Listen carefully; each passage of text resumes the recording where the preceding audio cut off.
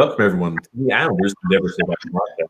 I'm your host, TJ, and with me, and as always, is our NHL analyst and expert, the grumpy old man. They say there's no shame in his game because he's always the same. That's me. And Stop, TJ. No more talking from you. Stop. Quiet. We have on our show today, grumpy old man's dad, his favorite player from the last, from the 1990s and up, Rich Pilon. Thank you so much for being on the show. The grumpy old man's dad, like I said, as everyone on this podcast knows, my dad passed away in May. And the last time that I spoke with him, he just couldn't stop talking about you. I mean, me, I didn't matter as long as he got about Richie Pilon. And he just absolutely loved you. Without a doubt, you were his favorite player during some of the dark times of the franchise, without a doubt. And thank you so much for being on the show. Well, thanks for having me, and obviously send my condolences to you for you lost your father there. Thank you so much. Yeah, well, Grumpy, I know you had a few questions right off the bat. I'd be remiss if we didn't start it off with a Milbury question. No. We're not going to start off with a Milbury question. Okay, bro. Everyone's probably going, why was we advertised this program for 5 o'clock today, and then we changed it to 6:30, and we know that the grumpy old man has to have early dinners, because he's got to get to bed early. But no, that was not the case today.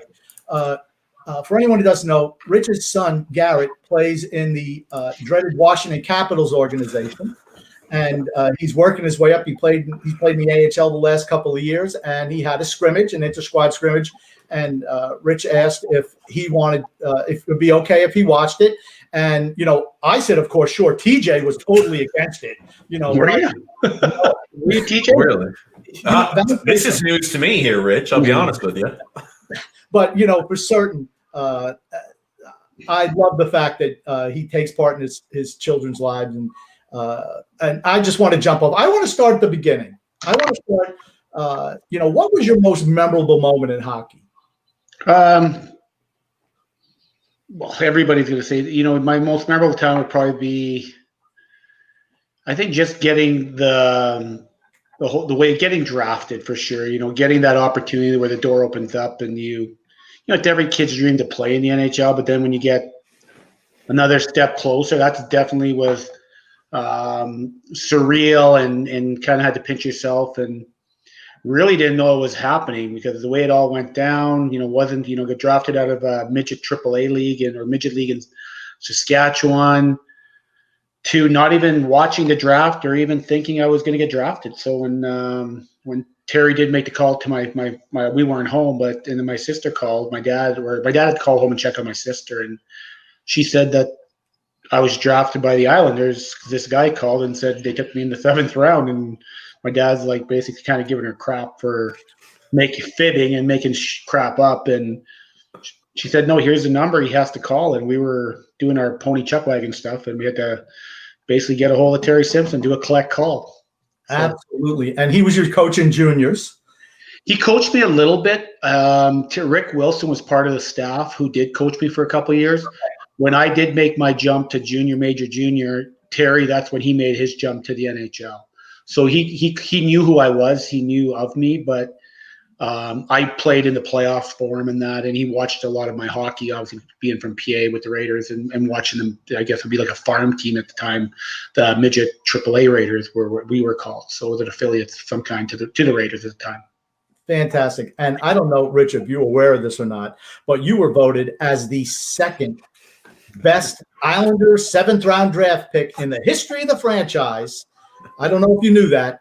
A very scientific poll as well. Very scientific grumpy old man. It was me. Absolutely. I had Dave Langevin ahead of you, but you were absolutely number 2. So I appreciate that. Thank you. No problem at all. Now, TJ, I'm going to let you ask some of your idiotic questions, and then, we'll get to the fun stuff with me. Yeah. Well, no, I'll tell you, a lot of people on social media, they wanted to know what was the craziest Mike Milbury moment that you would experience throughout the time period with the franchise. So I figured I'd ask that one. That seemed to be a resounding number 1 question that kept popping up. Well, Mike, you know what? As much as Mike was very, he was a guy. I don't want to say like Trump, but he was, he was very reactive. And I remember the one of the craziest things he ever did is we had, and it's a classic. It'll be one I remember for the rest of my life, and I tell the story all the time. We were playing at home on a Sunday matinee game. It was a Sunday afternoon. We were playing the St. Louis Blues, and it was 2:00 or 3:00 game. It was early, so we had obviously being with the busy schedule we had a night out into the city right after the game. The girls all knew we were taking the girls out to the Y though for dinner, and we were going to have some fun. And I was about a week away from playing. I was coming off a hip flexor injury, I remember. And so we were leading going into the second by a goal or two, whatever. It doesn't really matter. We ended up losing. We played 2 good periods, but the third period we mailed it in. And we're the guys that weren't playing. We're like, oh well, we had a good effort. We played hard for 2 periods, not a big deal. But we get back into the room and guys are coming off, and now we're like, you know what? Let's put this behind us. That's what we're thinking. We're going to go and have some fun. And Mike says, leave all your crap on. We're going back out on the ice. And we were like, are you effing kidding me? I gave him the look of like, are you like a stunned look? He looked at me and he just said, are you part of this team? And I said, well, yeah, we are. And he goes, well, get your crap on then. You guys are going back out. We're waiting for the building to clear. And we're going to go back on the ice. So that's what we did. We go on the ice, and I remember Brett Hall going, walking at our end, going back to the Marriott. He was right by the ice surface there and walking by the glass, and him and Mike got into a shouting match, and we're like, he's calling him, giving him the "you're nuts," right? And Mike's they're giving each other the bird. It was a little bit. The building had been cleared. We have to go tell all the wives now to go home and find ride home because everything's been canceled. He caught wind of our night out and was upset. So we get on the ice and we go at both ends. He puts 2 groups up and then he blows the whistle. And Mike was always very dramatic and he brings everybody in, take the jerseys off. You don't deserve to wear the Islander logo on your chest. So now we're skating with no jerseys on. So we go back to our ends and the trainer at the time was Joey McMahon, our equipment guy, and Joey comes out and has this big book. Like we could see, I wasn't at our home end. I was at the visitors end group at the goal line with a bunch of the guys, and we're like, "What's he doing?" We could see him going back and forth across the line, and all of a sudden, everybody would come all the way down, all the way back, all the way down, all the way back, and the one guy standing there. Well, what he had was a dictionary. So when he came to our end, he would read the definition of intensity and read out the full intensity. He would say something like, I remember it was Marius. He goes, Marius Cherkowski, you got no effing intensity. Everybody down and back for Marius. So we did this for 45 minutes and about half an hour, you're getting tired. We're doing two down and backs. And I've had to go every time because I didn't even play the game. So me, Danny Plant, I remember, I know who the other guy was. We're skating we're not getting our rest. But it was a classic. And then he gives me a wink and he reads the definition of weight. Uh-oh. He goes, Pilon, you're 5 pounds overweight. Everybody down and back. So he gave me my rest. Which was kind of, that was one of my, Mike Milbury. I have a couple, but honestly, I just actually got back talking to him. I talked to him here about a month and a half ago and doing the thing for the Hall of Fame, whatever. And he reached back. He did a letter for me and everything. And as much as Mike's Mike, I still have I have respect for what he's done. And, it was just a very tough time for him to be involved with an organization. And it starts with, the ownership not being stable. And it works its way down. It just runs its way. Shit runs downhill. Yeah. I use the word bombastic when I think about Mike Milbury. That's Well, for certain. Question: did it work? Did that little charade actually work? Did it carry over to the next game? I guess is the question. I have no idea, but we were pissed because we had to cancel limos. The girls were upset. Like he loved pissing people off, and he still does. He's good at it. He's good at it. Whether it be on Sports Center, whatever he's doing, he's Iron Mike, and he says his stuff, and he's got a big opinion, and he's stubborn as anybody, and yeah, he's not afraid to stir up any kind of hornet's nest. Now I remember when you were with the Islanders, you only made the playoffs once. Yeah, entire career, and it was that magical 1993 season. And I remember my dad. It was the last live game he saw was the game where at Punk, Dale Hunter run Pierre Bergeron, and I think it really hurt your chances going into the next round. I mean, you wound up beating Pittsburgh, but I think it hurt you particularly going against Montreal after that. Do you ever think what might have been if Turgeon didn't get hurt? Yeah, you know what? It's hard to. There's two ways to look at it because we had guys like Ray Ferraro that actually stepped up, and Steve Thomas and Benoit Hogue. When we became a committee really fast as a up front. Whereas when Turgeon went down, he was, obviously he's your best player and he's going to get every opportunity. So when he did come back against Montreal, I don't know if you remember this, but the first 5 games all went into overtime. Yes. Right? No, sorry, the first game didn't. We lost. Because we played and we had to play the next night right away. So we were out of gas. But the next 5 games were all in overtime. And we had the lead in every game with the last 2 or 3 minutes of the game. And Pierre was getting chances. He just was snake bitten. And they would tie it up. And that's the year, obviously, Montreal was destined to win because they won all those overtime games, right, as a record, I believe. Exactly. And so I don't know if Turgeon would have – if him healthy would have changed anything, because in all actuality, the guys like Thomas and Benoit Hogue and Ray Ferraro really stepped up their game. Even David Volek was getting an opportunity. Guys were getting an opportunity, right? And when your best player's there, they eat up a lot of ice time, and some guys have to wait, just be in the waiting, and where they're waiting in the wings. Yeah, I now, me as a fan, of course, I think, man, if he was healthy and didn't miss that time, and I didn't think Montreal was as good that year. I think that was Patrick Roy's first year where he was a star for them, and they won all those overtime games. Yeah.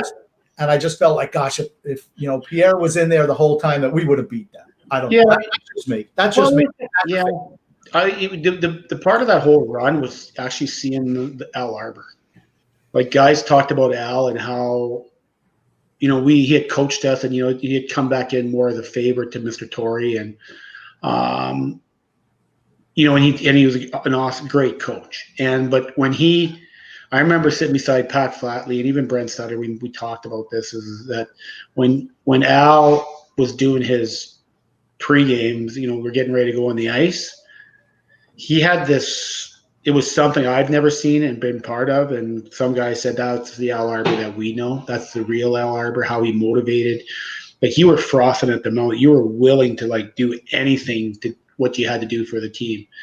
And he had this, and it was never even about him. He always made it about the players and about the team. And I think that Radar, with the way he was and the way he coached, he was just a good man and an honest man and hard but fair. Was he the best coach ever played for? Oh, yeah, for sure he was. Yeah, I had some good coaches, though, guys that were, I look at Rick Bowness was a good players coach. There's not really any, even I didn't, even for Mike, the way Mike was, I didn't mind. I never had problems with my coaches, probably because I played so damn hard. They never had to play the mental mind games, which a lot of coaches did back in the day, and still do to some degree. You try and, me as a coach and GM now, trying to be as honest and transparent with my players, just because of the generation we're in. And, back in those days, you were allowed to run with the iron fist and basically do what you had to do to make kids play, motivate them. We got motivated by getting crap. It's not like that anymore, right? Yeah. What was the was there anything that you appreciated the most, like what attribute that Al Arbor had that you appreciated the most when he was coaching? Gave him my career. I remember I was started the year when he took over from Simpson that year. Me and Jeff Norton were playing a lot, and we were playing ahead of guys like Thomas Janssen, and we were getting to carry the ball, because we were younger, and Terry was giving us opportunity. And then when Al took over, I went from playing my normal 18 minutes a game to no minutes. And I remember being, thinking, oh my God, I'm going to get sent down because I'm not playing anymore. Me and Jeff were kind of rattled. In practice, I was rattled. I was, this is a lesson that Al was teaching me, basically, or it was a lesson that he believed that. So we went about, I think it was 9 games. I was up there. I was up in the top 5 for points at the time. I think I had 9 or 10 points in however many games. Ended up with 14. And Al I remember pulling Rick Wilson aside because Al would dump the puck in my corner and be like yelling at me that I'm going to mess up the pass. And sure enough, I go back and mess it up. And he'd go, all right, we have to go again. Pilon can't pass. Well, now I'm just, I'm shaking in my boots. I'm like, so I asked Rick, I'm like, what's going on? Like, what have I done? Feeling sorry for myself now and thinking I'm going to get sent down. And then and he goes, I'll talk to Al. So he talks to Al, and next day Al pulls me aside, and in practice, he goes, you failed. And I said, I didn't fail what? He goes, you're a mental midget. And I was like, a mental midget? He goes, and at that time, I was, I'm young, right? I'm 20 years old in the NHL. I'm, I know I lack confidence as a person because just from my upbringing, right? And Al's like, Rich, he goes, I see so much potential in you as a player, but the player I believe that you think you are becoming, you won't last in the NHL playing that way. Because in Major Junior, I came out of Major Junior, only playing 2 years of Major Junior, and I, led our defenseman of the year both years in Major Junior, and was becoming an offensive guy. I always played, I never switched to defense till I was 16 years old. I always played forward. And Al said, he goes, if you want to play in this league for a long time, Rich, he goes, you've got all the ability that I see as a stay-at-home defenseman, a punishing guy you like to hit. He goes, if you want to learn the game and be that defensive-minded player, and if you want to be that guy that's going to be up against the other team's top line, if you want to be that guy that's going to kill penalties, not worried about points, he goes, I'm going to teach you it. And he goes, that's for this game he goes, but you got to be willing to learn it and want to be it. And I said, I'll do whatever it takes. He goes, okay, starting from this day forward, he goes, if there's a 2-on-1 and it's not on you, he goes, I'm going to take you out of the lineup or send you down. He goes, you're going to go basically from our goal line to the far blue, and you're going to be the anchor on that line with your D pairing, whoever you play with. And that's really what he made me. And he just taught me the game. I remember he said, you're going to go out every practice with Darcy Regier at the time, who became the assistant GM and then became a GM with the Sabres. He goes, you'll go out every morning with Darcy for 15, 20 minutes, and all you're going to do is work on your first pass. So I just did reps every day, forward to backwards, pivoting, shoulder checking, grabbing a puck and trying to make a tape-to-tape pass to Darcy, whether it be moving or stationary. And we did that for the whole year. And I slowly, and I had a good year for a first-year guy who was never supposed to be there. And, and that goes back to Al because he saw that in me and he knew the league. I knew nothing that the fact that I was playing in the NHL and happy to be there. And he basically paved my way of what I was going to be in the league and basically transformed me into that stay-at-home D, a punishing defenseman, and willing to pay a price for the team. Well, thank goodness, because, like I said, my dad absolutely loved you, and it was because of that physical style of play, the way you played, which we don't see too much in the NHL today, honestly. For me as a fan, I remember watching the Game 7 against Pittsburgh, and I remember Kevin Stevens getting knocked out, and he wound up having some pretty serious injury there. And it was quite a stoppage of play and a delay. And I just wondered, did that kind of change the tone? Do you think it affected the Pittsburgh players or you guys? Either way, and what did Coach Arbor say during that stoppage? Did he say anything? Well, no, I think it definitely rattled their bench because they were already rattled because they were supposed to three-peat, and then we were overachieving, they were underachieving really in all on paper, right? And the games. Al's thing was to just keep it close as long as we can, make it boring, keep it close, scratch and claw, and because they were getting so frustrated because they were used to just rolling over guys. And I know me and Darius were always playing against, there was Mario, Kevin Stevens, and Ronnie Francis were the line. Pretty good line. Yeah, and Kevin and I were going at it hard because I was going hard on Mario, or Darius and I were with, basically, and he was the power forward on that line. And I remember that shift when we lined up, Artie, I would call him Artie. I know him as Artie after playing with him. Kevin just said, I'm taking your head off this shift. And I would just, blow my kiss, do my normal wink at him, whatever I did to put people off. And he just, all of a sudden, the play happens. And I'm like watching out of the corner of my eye that it's like it's touch icing, right? So but he's not winning the race.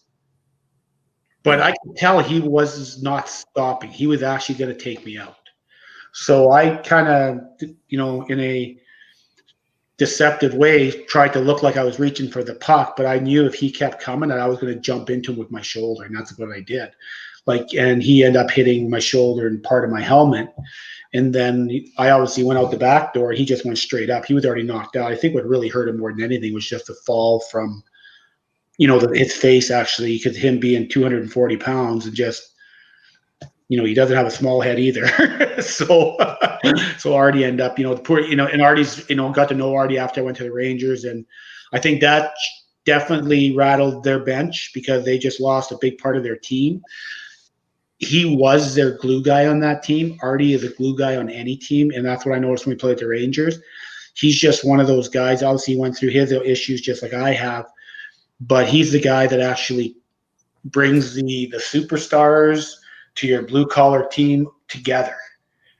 And he brings everybody on the right side of the fence, and that's what Artie was known for. Or we call him a glue guy. I don't know if you ever heard that term before. Yep, absolutely. And he was that guy, and I was somewhat that guy on the island.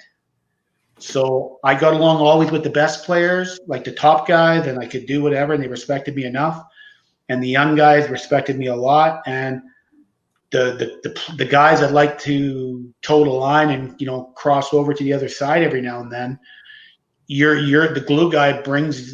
You got to have your glue guy. It's got to be on the same side as your coach because he brings usually the team together. And now you mentioned it like that. What player or former player did you have the best relationship with there on the island? Me and Mick Vakota. Mick and I were really close. Dean and I were roommates. Chanel, and he got hurt, had injuries, but Mick and I were definitely best friends, and they have funny stories of me coming up as a 19-year-old or 20-year-old. I guess I was 20 my first year, but driving a 5.0 Mustang and getting on the parkway in Long Island, and the speed limit 55, and I got my cruise set at 56 because I don't want a ticket. I pick up like Vakota and Bobby Basson, but no one ever said anything to me because I just put it on cruise, and meanwhile, I was driving them nuts because of my driving habit. I was right from the hick, you know what I mean? That's how I grew up. My dad drives just 1 kilometer, 2 kilometers over the speed limit. We're worried about the gas mileage, right? And so it's kind of funny later on because Mick tells the story how Bass used to complain all the time, but Bass never had a car. I'm like, really? Tell him to buy his own effing car then. Like, really? We carpooled back then. Guys lived together. Bergevin and Mick and Bass lived together, and it was just over. It was a lot different then than it is now. Absolutely, absolutely. And I mentioned your son earlier, and I know that you coached him all the way up through pee-wees and midgets and all that stuff. And what type of coach were you, and how did he get along with your type of coaching style when you were younger? Garrett, obviously as a father, and I think we talked about it just previously, as a father, you're always harder on your own kid, and it's hard to leave. It's what I do. And I said, if you're, it's not that only did I play the game for a long time, but now it's my life. So you never, whether it be your wife or your girlfriend or your family, it's really, really hard to leave the game at the rink. And I think that's the hard part as a young man like Garrett, trying to to create his own path to fill, I guess, some of my shoe. They talk about him and I. It'd be like we think we'd be somewhat the same, but we're the exact opposite. And he's a goal scorer and fast and skilled, and I was I was stay at home, work ethic through the roof. He's got a strong work ethic. But he, that FU, whatever I call it FU in your game, and play more like a prick instead of being nice to everybody. That's also played the part in how I coached him. I coach a lot of guys today, and to be respectful and respect the game and respect the guys on the. And I was the exact opposite. I was an asshole to play against. And now I got my team. I'm don't talk to the refs. Leave the refs. They're never going to change a call. But Garrett had to play. Obviously, it was hard because of that. But I think he handled pretty well. I think I went through a time too where when he was 12. And I had the moment that I remember like yesterday with the car ride. We all have the car. I was giving him the car ride home when we didn't win, because it had nothing to do about him, or it had everything to do with me and my ego, our ego, as a father, as an ex-NHLer. You got a bullseye on your back when you're coaching at everybody thinks they want to beat you because you're in the NHL. You played at the highest level. It's brutal. It's actually not fair to Garrett because of my level of hockey I played. Living here in Saskatoon, Saskatchewan, with our minor hockey the way it is, my son paid a price, got the low end of everything because of me. So that sucks for him, but it didn't hurt him because he became, he's obviously he's getting closer to making in the NHL. I think he'd probably, if he would get the right shot, I believe he would be a really good NHL guy because his hockey IQ is so high. He's just too nice of a guy at times. And I think he's got he seems to be getting a little bit more chip on his shoulder because he's starting to see now that nothing's fair. And he's got to find a way to get into the league, and however that's going to be, even with Z and I text each other, we text each other pretty frequently. And, now that Z was gone to Washington, it was amazing to see, like, Z text me and goes, "Holy man, I'm old." Because he's now on the ice with my son. Z and I were partners for almost a year together and became good friends, and we talk to this day. He's one of those guys I stay in connection with. And he used to carry Garrett on his shoulders on Thanksgiving. When we had Thanksgiving dinners, a lot of single guys always came over to the house. So Ziggy and Z were regulars at the time. And so he used to carry Garrett around and my daughter around on his shoulders and be like, and now he's out playing against them, right? It was kind of gone full circle for him. And, I always got a lot of respect for him. But back to your question, it's not an easy thing to coach your own kid. There's nothing easy about it, and because you know what's best, or we believe we know what's best for them. And you try and learn, and I learned you learn by making mistakes, which I did with him, being too hard at him times, and it becomes he's trying to please me.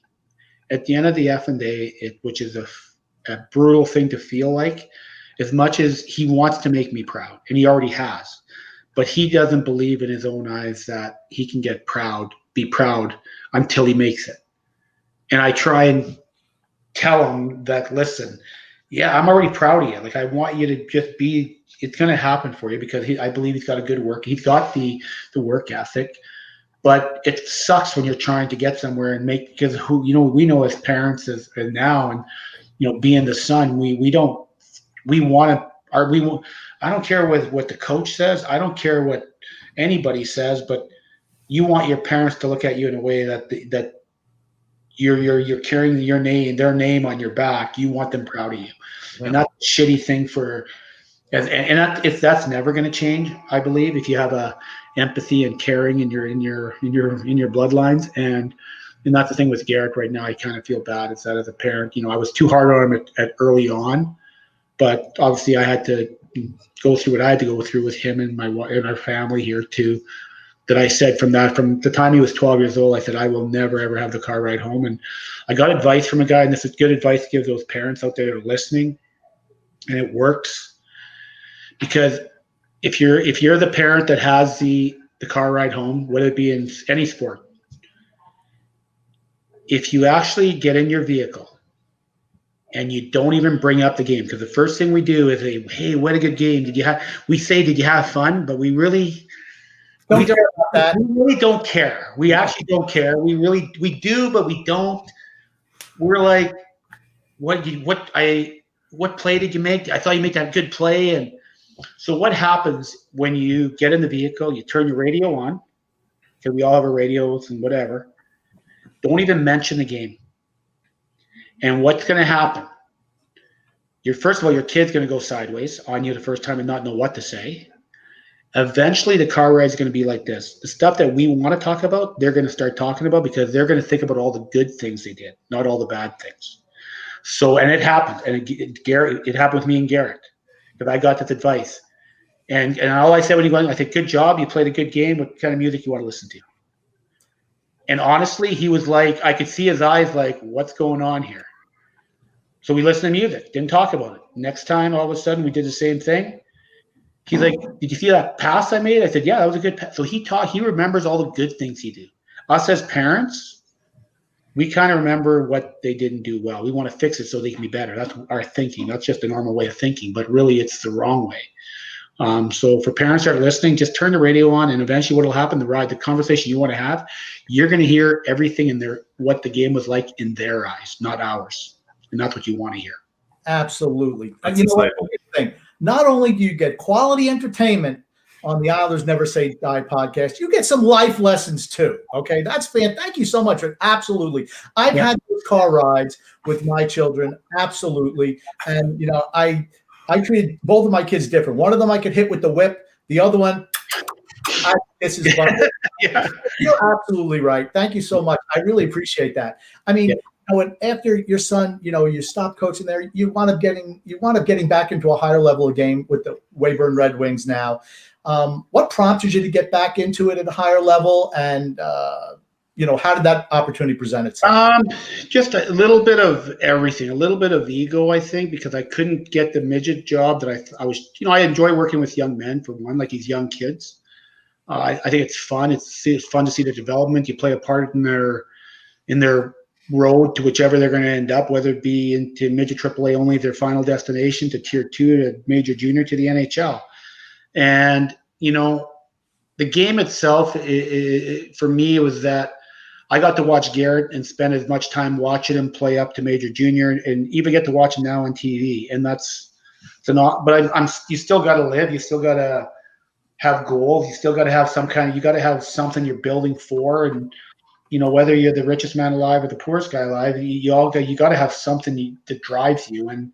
And for me, it's always been hockey. I believe I've got a bit of I know I have a skill at coaching, teaching the game, making them understand, because of what my experience of being an NHLer and learning from some of the best. So I'm just trying to pass that on to young men that are trying to fulfill their goals, and hopefully I can play a small part or a part in reaching that for them. And for the people who don't know, Rich is the coach and GM of the Weyburn Red Wings. They are a tier 2 hockey team up in Canada. And, you know, now I know a lot of people say, hey, you know what? I want to be a coach when my career is over. They think about it. But you got to be the GM job. Was that just kind of part of the gig, or will you say, hey, I want to be GM as well? No, I was coming in as a coach, and the previous GM just kind of walked out, just didn't want to do it with me, I guess, or, you know, he didn't hire me. The board hired me, so the GM thing fell on my lap with no experience. You know, obviously you run AAA programs and you know, midget AAA, and been around the blades. Like, it's not, you know, the game itself of hockey and everything else is pretty. There's no big secrets. It's communication and getting players to believe in themselves, so they can be the best version of themselves for that team and for themselves. And when I took the hardest part, I figured I was afraid of, the fear thing, was that the administration side, the trade, all the stuff that I'd never done before. And, you know, obviously I've got an itchy trigger finger, because you know, I remember telling our carded players, you know, an NHL roster's got 23 cards in a regular season for their rostered spot. We have the same thing in tier 2, with ours is 25, but you get to use from the start date of September 1st to December 1st. You got September, October, like those 3 months is like a period of time to build your team. And, you know, you're going to take guys out, and every time you take a card, you burn a card, you got to put a guy in. Well, I went through my 45 cards my first year. I just completely, I watched one showcase. I knew nothing about knew nothing about the league. Went to our showcase in Warman, and I looked at our team, and I remember telling my assistant coach, I said, take a good look at these guys. There may be 1 or 2 guys left by December 1st, because we are definitely not even close. And I got fleeced by a couple people in our in the league. You know, and I'm not the type to try and take advantage of anybody. I'm more I think that a trade should be good for both parties. It shouldn't be trying to stick it to somebody. That's my philosophy on it. But within our league, guys just want to stick it to you, and that's they're pretty cutthroat, and it's a bit of a tough business, but it's a good way to learn how to be and to learn how to maneuver and try and get what you want without, like I said, whether it be, the power of the almighty dollar and the power of winning a game. I'm not going to put anybody in a grave to get what I want or our team. It's more about we're just a small little blurb in a big old world that. And we're learning life lessons as we go, because hockey is it's another part to learn life lessons, become part of that team and cooperation and sacrifice for somebody beside you. And in that role, do you find yourself, I guess, it more fulfilling to win or to progress a player and to see them grow? Kind of what's more fulfilling there for you in that role? My job, my fulfilling part in the role is to get a player and to watch him grow. My job is not to make sure that I got to win to keep my job. There's no question that the organization, we got to win, but the growth of I was talking to a guy today, actually. He was a guy, I mentioned his name.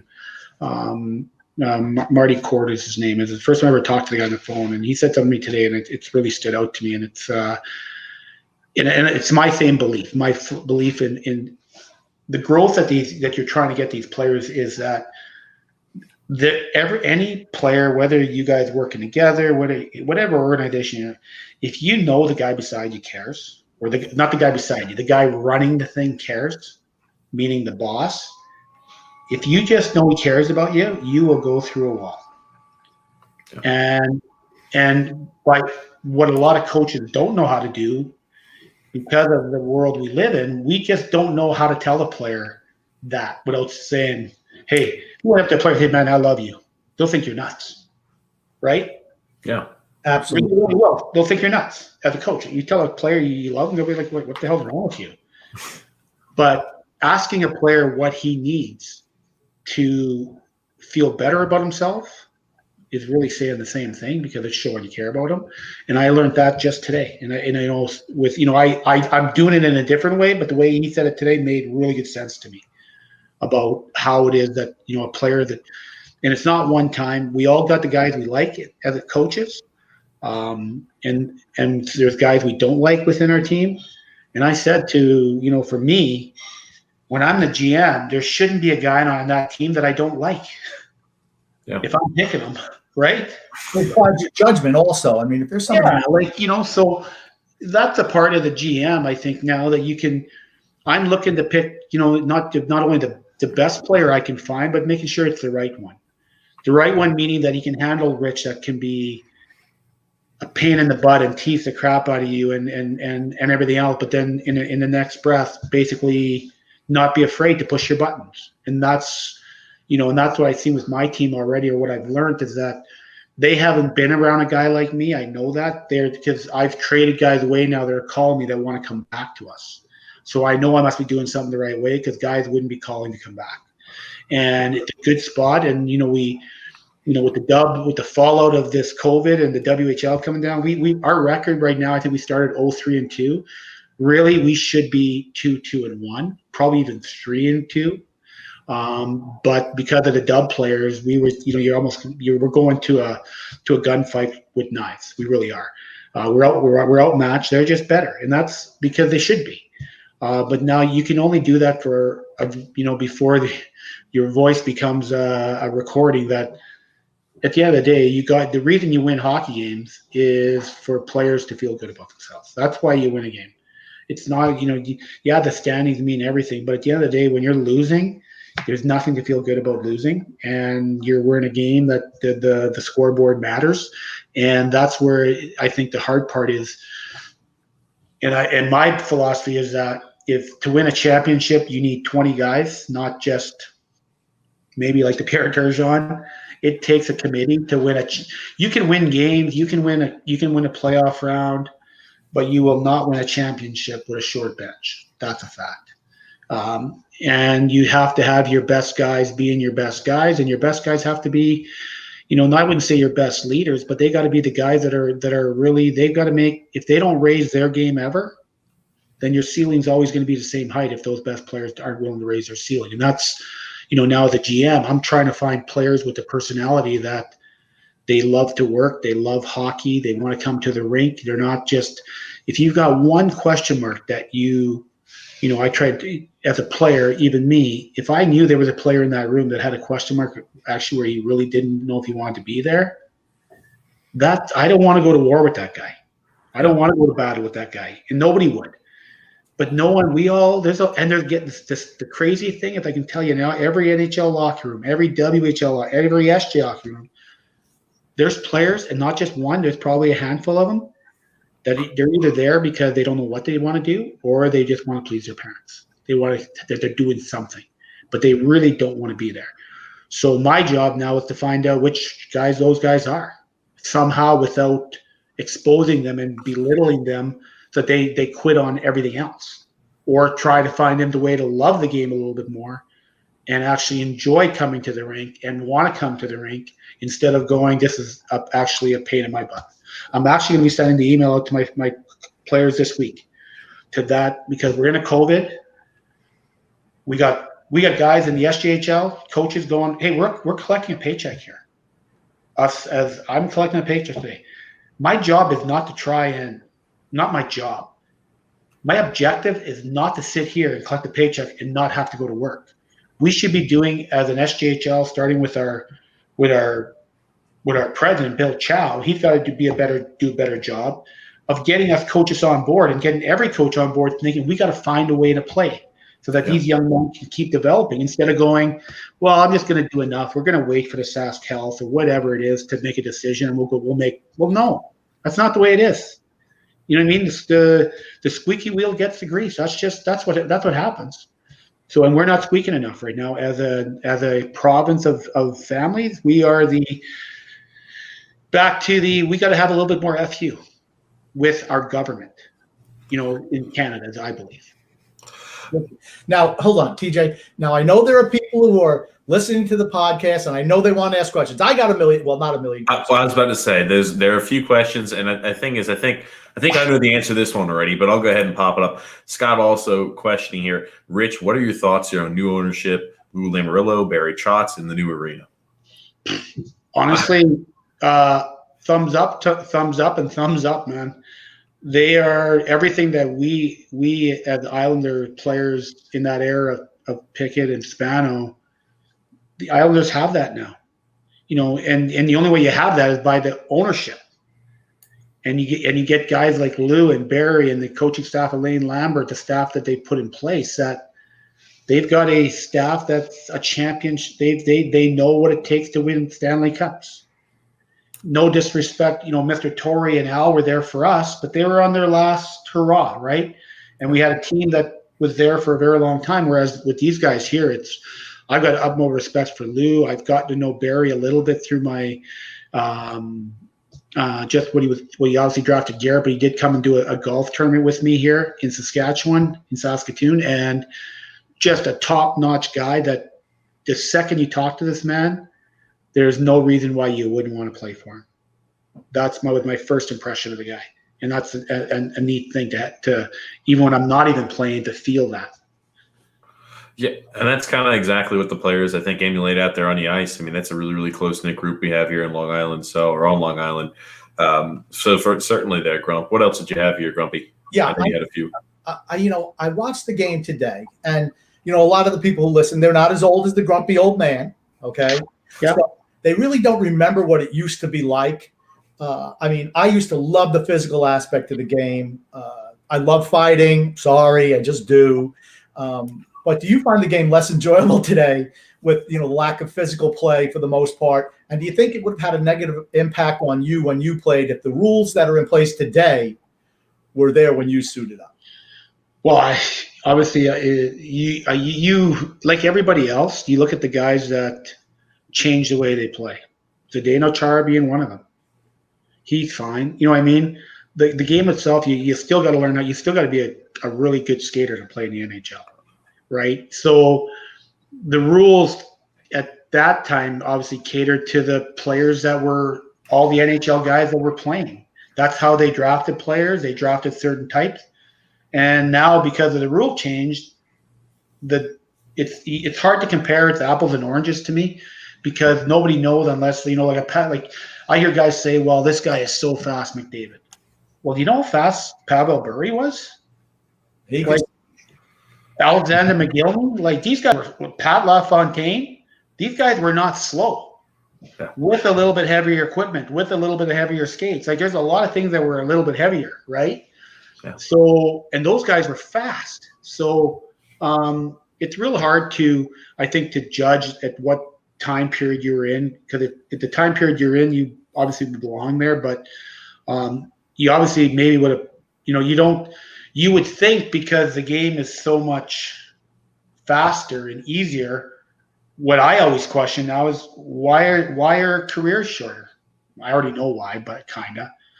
But why are careers shorter for the blue collar players? Money. It's become a money game. It's become the best players. And I remember when Goodnow and before Goodnow stepped out of his position, Bob and everything, I remember him telling us in our meetings that the way the NHL was going to be going, this is what the owners wanted. And obviously Gary Bettman's done a great job for the owners and for the league itself. He really has. For them, like when I look at how the NHL, the money, Bob used to say, he goes, they're going to pay your 4 or 5 guys all the money. They're going to have probably almost 2/3 of your salary. And the players that the rest of us are going to be fillers. And that's kind of what's happened. Yep. That's exactly what's happened. And Bob saw that coming. So what Bob was trying to do was trying to keep it that we need 20 guys to be making all good money, not just the top guys. And now they've changed it. It is the top guys get all the money. You got the mid-row guys that are kind of, you can price yourself out. And then you've got the guys that, you got a guy in New York right now with Matt Martin, who brings a lot to that team, who couldn't do it in Toronto, but can do it in Long Island because of his role, I guess. He knows his role, maybe. His role didn't change. But he's a player that knows that if he tries to get too much money, he's going to be out of the game because of the cap. Absolutely. DJ, do you have something there? It looks like you had a thought. I mean, I ramble. If I tell me just it's good enough. No. I can ramble, so I got the gift of the gab a little bit. I'm rambling because it means I don't have to listen to TJ. Yeah, that's always good. Always got stories. I always got a shitload of stories, so I can talk forever. Everyone who listens loves the stories. Absolutely loves the stories. I'm going to tell you that much right now. They don't want to hear me. They don't want to hear you. They want to hear you. Absolutely. They hear enough of the grumpy old man on a consistent basis when he rambles. I wanted to know who was the toughest guy you've ever fought out there on the ice. My toughest competitor was Lindros. Eric and I had a relationship that we knew, and it was we played each other. I did not like him. He did not like me. We knew we were going to be matched up against each other. We jawed at each other all the time. We slashed each other every time. We had a real. He was the toughest guy. I believe that. He was a big man, and I wasn't big by all means. I was a middleweight, whatever you want to call it. That in my time, and he was. You got this big guy that's 6'5", 240 pounds coming at you at the freight train, right? And he was my toughest guy. It's funny because if not for the injuries, young people today don't realize how good he was. He was a really good player. He was really good. I think he kind of gets left in the dust a little bit when you think about all-time greats, maybe because of the injuries. I think injuries, and I think, he didn't win either. The off fights didn't win. If you don't win, winning is important. That's everybody says winning's not important at our level. Well, yeah, it's not. I guarantee if you didn't have a scoreboard, nobody'd watch. So, yeah. Yeah, grumpy. Now, see me, I just don't think there's the hatred among teams that there used to be, and maybe that's because of free agency. Maybe it's because everybody seems like they're buddies now. or maybe the fact that, you only play 4 times a year. I'm really looking forward to this regular season because everybody's going to play each other 8 times a year. And I think we're going to see some hatred, which I love. Was there a team that you hated the most? Because I personally have one. Everyone who Rangers. this podcast Rangers. Mine's the Flyers. Oh my God. I hated the Rangers. I just absolutely hated the Rangers till I went there. There you go. Obviously. But till I got there, it was like I absolutely hated the Rangers. Just partly because of the fans. Like if there was more, you come to our building, there was, we couldn't, even in the Garden, like I tell people this, I go, how many fights do you see at a Ranger Islander game now? Do you still see as many as you used to? Because back then, man, it was like, okay, score 10 minutes left in the game, and if one team was way ahead or whatever it was, we were like, okay, guys, let's look in the stands now because fights are going to start. And sure enough, guys just start rolling down the stairway, So and we've seen it here even with our league right now because we have a rivalry with Estevan, and we played our first 4 exhibition games against them, and we were going to start the season against them, and I wanted to because hate was coming into the picture. So the players that don't, the fans have the rivalry. The players are just the system that decides who gets bragging rights on the rivalry. And the players got to take ownership of that, and there's no better way than doing that than playing the same team over and over. And I saw it in Estevan with our young guys. It became a bit of a bloodbath. Fights, and I was loving it. I just kind of sit back and watch the kids, the players themselves. I'd love to grab the coach from the other side if we were allowed to every now and then, but that wouldn't be good for me or my team or the league. It would make for a hell of a story. That's all I have to say. Yeah.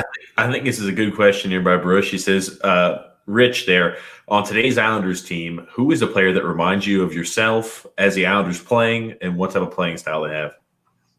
Well, they play a team game. If I had to, I'm probably more like the Martin. That'd be my makeup. I enjoy watching, and plus I got a bit of a soft spot for a guy like that, that comes in, good leader, understands the culture of the team that they created. He's a part of that culture. He's a big part of it. He's definitely a guy I like, what's his name? The D-man that came from the Wheat Kings. Is it oh my gosh, not Scotty Mayfield, or is it Pulak? Pulak, yeah, I like him. And I wasn't like, but I just like the way he plays the game. I saw him play here. I saw him play Major Junior here a few times, and I liked him then. And as soon as I saw him, I said that guy's going to be an NHLer, not knowing that he was at the time he hadn't been drafted yet by the Islanders. But yeah, he's a good hockey player. Yeah, definitely one of our favorites as well. Yeah, right. Yeah. Did you have a favorite team growing up? I know you had to. Mine was the Canadians and the Islanders were my 2 teams. So getting drafted by one of my favorite teams, and I don't know if it's a kid just looking at the results and going, okay, the Canadians won all the Stanley Cups, the Islanders are winning all the Stanley. Those are my 2 favorite teams. I don't know how it happened like that, but that's how it. My favorite player was Guy Lafleur. On the Islanders, I used to like watching, obviously Potvin, but not played like him. But I remember going to my first training camp, and it was like these gods were walking through. We were at Caniac Park there, the old Caniac Park. I don't remember that area at all. But these guys were walking. We had a big dome in the middle where everybody stretched, and the parent club, which had been your Islanders, going through the. And I just would stay there the longest because they got on at 11, and I just want to watch them walk through, and and like even picking my sticks, I'm like, you could get these wooden sticks and the Titan sticks, and they had Dennis. So the trainer takes you to the back room where the showers are, and there's all these sticks that nobody's using. Well, it's all the ones they don't want. Yeah. I see Potvin's name. I'm like, oh, I like these ones. I didn't even feel them. I'm like, oh yeah, I like this one. I'll be good with this one. I turned into Dennis. I used the stick, and I was him. Unbelievable. There you go. Absolutely fantastic. It's funny because I know you scored 8 goals in your career, which I mean and now as you get older, and people ask you about the spectacular nature of those goals, do they seem to get embellished a little bit? Not really. I usually tell people that then they go, "Hey, you only had 8," and I always go, "Well, how many do you got?" I don't usually say. I say it in a joking way. Oh yeah. But it's kind of funny when you say it that way. You said, For you, I deked around him. I did. I mean, I put a well, time. I didn't mess around. I do say I scored against Ranford, Brodeur, Patrick Waugh. Like I wasn't going to score on a backup. I was not. I said like Brett Hull putting the puck in the open net. I would not have done that. I would have just. You refused. I understand. I totally understand that. More lighthearted, also, Bruce chiming in. What is the funniest prank that one of your players you played with back in your playing days? So either, I guess, funniest prank that you've had one of your players play or play on you. My car.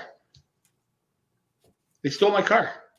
They stole your car. Who did it? Who did it? Well, Mick and whoever, and Brad Lauer, I believe, and Dale Henry, whoever they were at that time. Nobody took ownership to it, but what happened was, back to my car doing 56. I'm driving it like I don't want to wreck it. I want to keep this car as long as I can because this is my first brand new car I ever had. Actually, I never had one with my family, and I come out of the rink one day, and I used to park in a certain way, the same spot. It's not there. And the guys are like, I come out and I'm like, fuck, where's my car? I'm like looking around. Well, they took it and they moved it way on the other side of the park. I called Nassau, the police, 911, everything. Yeah. When did they finally let you know? Huh? They didn't. They let it play out. Oh, they stole my car. So I thought it was funny. It wasn't funny at the time, but after. And that became one of my things too. After a while, is I became more of a prankster too. You got to be able to give it, you got to be able to take it. And even to this day, I like to prank guys and teases quite a bit actually. So it's kind of there's a lot. The funniest guy in the NHL, which I usually people ask, is definitely Mark Bergevin with the Montreal Canadiens. He is by far the funniest guy in the NHL, or was. Now that leads me to a follow-up. Okay, what was the best prank you played on somebody? God, what would be the best one? I've done some pretty crazy things. I actually, I got one of the guys that I end up, because he had pranked me with my vehicle. This was after. I ended up calling in a tow truck and paying the guy to take off all his tires and put them on blocks in the Coliseum. Who is that? Brian McCabe. There you go, Brian McCabe. Yeah, and they basically had to come out. He had to put all his tires back on. I said, just don't leave. Make sure that you stay until he comes out. And yeah. There's some good ones. There's some that, Burge was really good at him. Like he got a lot of good ones. Like he did a thing. This is kind of funny. Remember Eddie the Eagle? Oh yeah. Eddie the Eagle back in the day, the what do you call it? Jump ski? What do you call that? The ski jumper. England, right? Wasn't he from England? Yeah, Eddie the Eagle, they called him. Yes, he was terrible. TJ, you have no idea. They had a movie about Eddie the Eagle. I do know that much. Okay, well, Burge, when we take off on our flights or land, not when we take off, when we land, Burge would always do something out of the box. And all of a sudden, we're like, they start playing some music, and we're coming into, we don't always buckle up on our landings. We kind of, some guys you just sit there. You don't even have the seatbelt on, whatever. Well, all of a sudden, Burge had went and bought like an Eddie Eagle, like the part with the goggles and everything. And he's got these tight leather black pants on. And as they're starting to land, he's doing the form as we're landing the nose up. He's got his hands behind in the middle of the alley, and he's trying. Then when he hits the ground, he tries to land it. So he obviously put some thought into his ribs. Obviously, yeah. I mean, I love that. I love somebody who actually puts some thought into something. Think about that. Oh, that. And one other thing he did, Brent Sutter always Pup had big ears, right? So like the big green foam that you put in for a skate bike. Now they got these other things for the. So Burge made like elephant Dumbo ears, and he glued them on a helmet. And he came out on the ice in practice like that, the start of practice.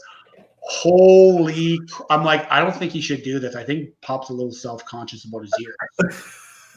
And everyone knew. And Brent started chasing him. It was not good. Like, he wanted to kill him. Like, he was mad. Yeah. Now, I think I've heard you answer this question before on prior podcasts. I think the Peterson show here. But who is a player that you most respected playing against? Oh, geez. Mario Lemieux. I think any guy that's like Gretzky, like the guys that were so good, and you watched them and I watched them as a kid too, right, a little bit, and just seeing how good they were, how they were just their skill level on the ice, how they like Mario to me. The reason I respect Mario too, and he reminds me of you look at what Mario went through, coming back after the cancer, coming back, he was retiring, coming back. Like, you don't think that guy loves hockey, right? Well, who lived with Mario? Sidney Crosby. That's right. When he played.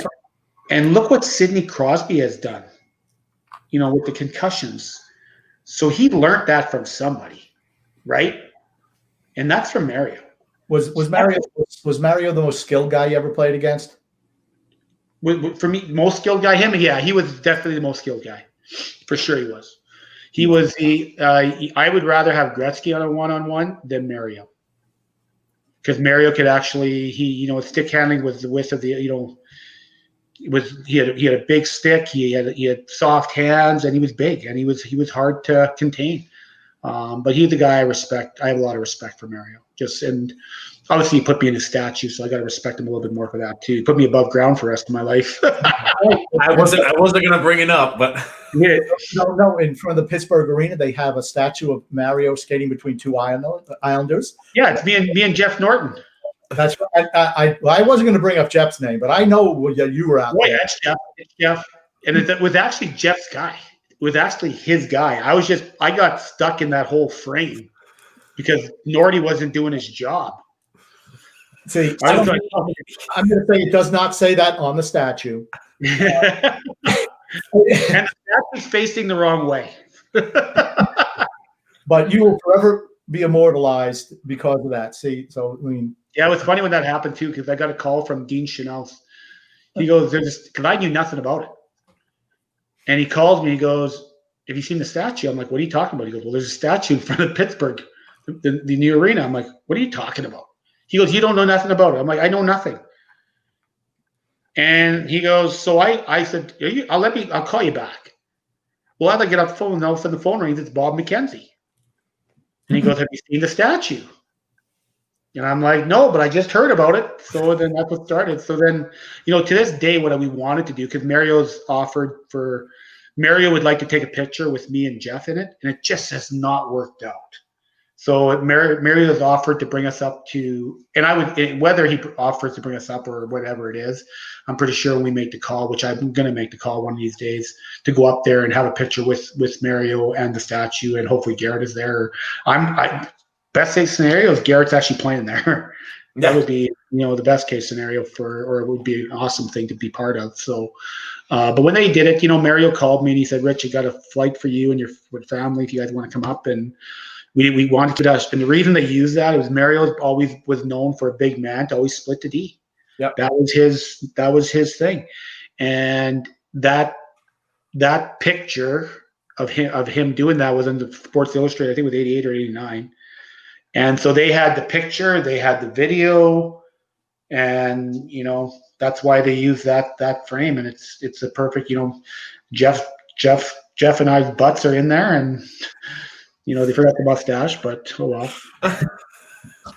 Who was the best and worst dresser on any of the teams you played for? Well, I was the worst dresser. Kelly was good. I was the worst, and no one ever told me any because everybody was kind of afraid of me, I guess. I didn't know this. But guys, my own teammates were always like, they didn't want to say anything to me because they knew I had a bit of an easy switch, right? And so no one ever said anything to me. And then finally, I remember Kelly Rudy brought me aside one day, and he's like, I remember this is what I was wearing. I was wearing black slacks with my gray cowboy boots. Uh-huh. I had a brown jacket. Okay. I had a black and yellow striped shirt with a yellow tie. That That was good. But I just thought it was okay to dress like this, right? And Kelly said to me, he's like, Rude said, he goes, Rich, he goes, I don't know how to tell you this, but he goes, we got to get you shopping a little bit. This is not, and plus I'm colorblind. So whenever I go buy stuff, I always pretend I know what it looks good, but I'll get them put a bunch of outfits out, and I'll be like, I have no idea what I'm buying because my colorblind it's there. So I'll get them put. I'm like, yeah, I don't know if that looks good. What do you guys think? Like, and try and play it out, right? So, but I was Kelly was the best dressed guy on our team. I was the worst. When I went to then Bergevin, Mark was the best dressed guy with the Islanders when he came in. Mick Vukota was a pretty good dresser every now and then, depending if he would have been in a fight or not, or if he had a big chew in his mouth. I don't know. The Rangers, Alexander Daig, by far. The French guys. Notice I mentioned the French guys? Yeah. They love themselves. Yeah, they know how to dress. What can I tell you? Yeah, they do. They got the gift of the gab, too. You talked about the short temper. Now, this one here is by Tommy Baff. He says, Rich, I always wanted to ask you what it was like being on the ice during the infamous Dale Hunter hit. We touched on it briefly earlier there on Turgeon. Was that the most angry you ever were on any shift that you've ever taken? Yeah, I would say we were, it's just a total bad play on Dale's side, right? Like just complete idiot crossing the line. Guy that's, you can respect anybody that looks you in the eye and runs over you, but when you get blindsided or anything like that, I guess, that was the thing with that thing. It's also your best player. So I don't care who's on the ice. If you don't do anything about that, then you're going to get it. If I seen guys on my team not do anything, if I would have been on the bench, I'd have beat the crap out of them the next day in practice for not doing anything. Right. It's just one of those things. But that was, we were all angry. Because we also seen our best player and we felt like we had a little bit of stuff, we were playing well. Now they're always taking that away from us, right? That's like you said, we don't know how far if he'd have been healthy, but we were actually playing pretty good hockey. We weren't supposed to beat Washington either, right? So, yeah, so you know what I mean? So we felt that right away that we just lost our best player. So, yeah. And I thought it was amazing coming back and beating Pittsburgh. I mean, because nobody gave you all a chance against Pittsburgh. No. They were a great team back then. Yeah, they were, yeah. Absolutely. Who's the cheapest player? The guy with the shortest arms and the deepest pockets? Randy Wood. Oh, who? Randy Wood. Randy Wood was the cheapest by far. He used to make money when we went on the road. Wow. And the other guy would have been, believe it or not, Alexander Daig. Wow. Okay. Yeah, he was really cheap. Oh, gosh. He didn't even have a place, man. This guy was so I'm like, didn't he sign for like $12 million? Well, that's what I'm saying. He was, and a lot of people don't remember Alexander Daig. He's probably remembered as one of the bigger busts. Yeah. NHL He's a good guy though, but he's still a bust, but a good guy. Yeah. That has nothing to do with the actual person. Absolutely. Yeah. I remember when he was coming out. I mean, everyone's like, Ottawa got him, and we're going to turn the franchise around. And I have a funny story about him. Because I went to the Rangers. With the Islanders, I always had into my first year, everybody else has a roommate, and you get the same roommate through the whole year because you have routines that you usually try and set up with a guy that you have the same routine. So I snore really heavily and bad. So I'm ripping through roommates, like one after another. And I don't even know why yet. And Al, one day comes up to me, he goes, "That's it. You're getting your own room." I'm like, "What do you mean?" He goes, "You want a new roommate?" I go, "Yeah. Why do I keep getting?" He goes, "Rich, everybody's complaining about your snoring." Well, now there's Brian Trottier, Billy Smith, Kenny Morrow, all these guys, these Hall of Fame guys, and Rich Pilon gets his own room. Like everybody wants their own room, right? Yeah. Well, I got my own room. So when I signed with the Islanders, like before I became unrestricted, before I got moved, I told Mike, I said, well, just make sure you put in there my own room before I go anywhere. That way I don't have to go through this whole, going through guys and having to go to the, the brass, whatever, and say, look, it's in my contract. Just have it there so they know if that happens. If you move me, I said, that way I won't have to worry about this. Yeah, I'll put it in there, throw it in there. Well, now I go to the Rangers. And when I get to the Rangers, I have a couple funny stories to that team. It's because they had so much money. We get there and I fly, I leave. We leave and we're going to go our first road trip and we're going to Buffalo. We play at the Devils. I play after the game. We leave the Devils. We go right to Buffalo. And I'm roommates with Alexander Daigle. So I'm like, do I say something to, the guys like that book the rooms? I'm like, do I say something to these guys and say, I have like the Darren and them? His name was Darren. I'm like, do I tell Darren that I'm like, I got my own room, I should get my own room, or do I look like I'm entitled then? I'm worried about that, right? Yeah. So I'm like, I'll just, whatever. It is what it is. So I get in the room with Alexander Daigle, and he's like, he goes, I said, hey, I may snore a little bit. He goes, oh, don't worry. I'm a hard sleeper. I said, well, if I do, just throw a pillow at me. Well, at about 4 a.m, just banging. I sit up like someone's breaking into the place, right? And I was the bed closest to the bathroom, so he was closer to the window. And he gets up and he's walking by, and I look at him, I'm like, hey, what's going on? Like, and he's like, was I snoring? And he just kind of went like that. Well, no, I can't sleep. So the morning I wake up, I tell him, hey, listen, you know what? I said, I got my own room. Don't worry about it. No, that's what he tells me. He goes, Rich, you seem like a pretty good guy. And this French guy is going, he goes, but the Daigle needs to sleep. But I'm thinking, what? You talk, like I kind of go, what? He goes, well, Rich, if the Daigle don't sleep, the Daigle don't perform. So the Daigle's got to sleep to perform. So he goes, we can't be roommates. I want to just plow him, right? Right? It sounds like he didn't get any sleep throughout his NHL career then. So Alex, as you know, Alex, I tell the story all the time about the Daigle because he refers to himself in the third person all the time as the Daigle. So all of a sudden he retires, and Alex was like every morning at the Rangers he'd be like, "Oh, Rich, the Daigle's tired today." Well, Folks don't know it yet, but the Daigle's taking the day off. He's going to be out there. He's taking the day off. The Daigle does not have it going on. Where the Daigle always had a big tip. Like, he was funny. And that's how he just – so when he retires, they go, the Daigle's going to find himself in the Hockey News or something like that. The Daigle's got to go find himself. So, and then he comes out of retirement, remember, and he's having a really good year with Minnesota. Yep. With Don Cherry, they're on Hockey Night in Canada Saturday night, and everybody sees why, because obviously everybody watches Hockey Night in Canada here. And on Hockey Night, on Don Cherry and Ron are talking about Alex. And Ron basically asks Don Cherry, what do you think about Alex? He goes, well, I think the Daigle must have needed the money. He goes, I love Don Cherry. I love Don Cherry. Yeah, so it was kind of funny, right? But Alex is, he's one of those guys that I would love to see where he's at today, because I actually liked him. Yeah, he was a good guy, good funny guy, and just a good guy. Now, athletes get a reputation for being dumb. Okay, I'm not going to ask you the dumbest player is, but who's the smartest player off the ice that you ever knew? Smartest player? Yeah. See, I knew that question was going to stump you. Now, if I would ask you the dumbest, you probably would have plenty of answers. No, there's guys that there's a few guys that seem to be. We're doing all. I don't know. There wasn't a lot of smart guys in our team, to tell you the truth. Honestly, I'm trying to think of the guys that came out of college, like Nordy and probably Randy Wood.